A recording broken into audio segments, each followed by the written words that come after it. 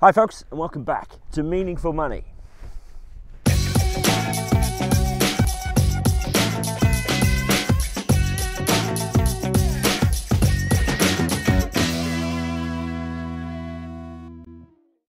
Okay, I'm here in a field, not far from where I live, village of St Buryan. It's about a mile and a half over my left hand shoulder there.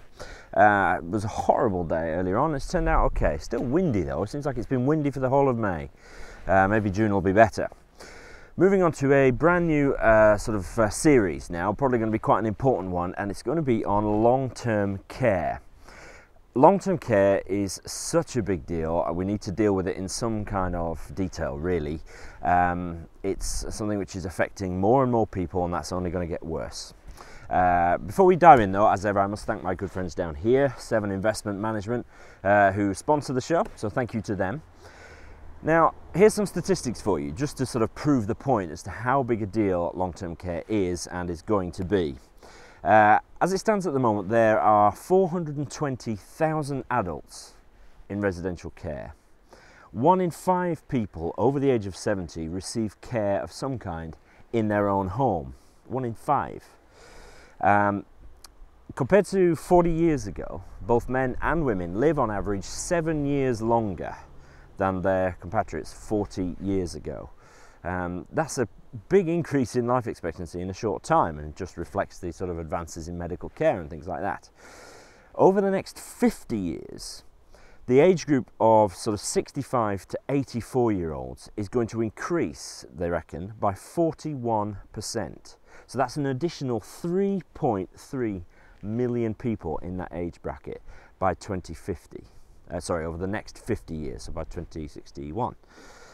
Now, finally, the 750,000 people suffer from dementia. 750,000 people in this country alone suffer from dementia, and that is likely to rise by 100%, up to 1.5 million by 2050. So these are pretty staggering statistics, really, and all it means is that long-term care, the provision of it, the cost of it, is going to be higher and higher up the agenda for us as a nation.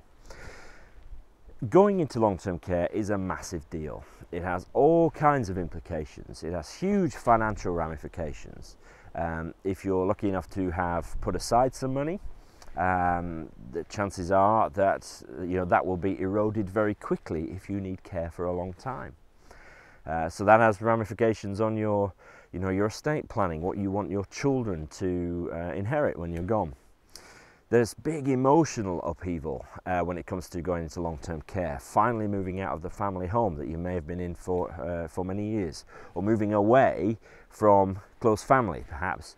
Prior to going into full-time care, you've been living in an annex or something with your children. The upheaval of moving out of that familiarity into a residential home setting is a big deal, both for the person going into care and also for their family.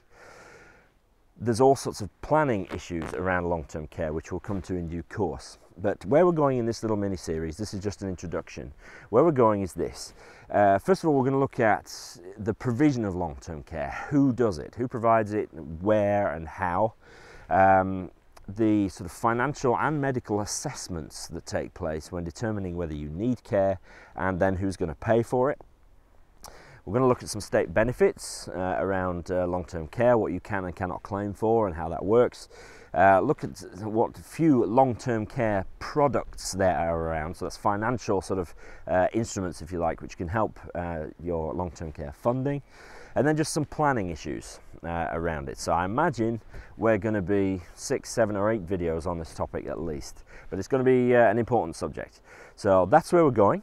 And just some stats there to give you an idea of how big a deal this is and why it's important that we deal it in depth. So next time we're going to start looking at the provision of long-term care, who does it and when and how all that works. So I'll stay here for that one, but for now, thank you very much for watching, and I will see you next time.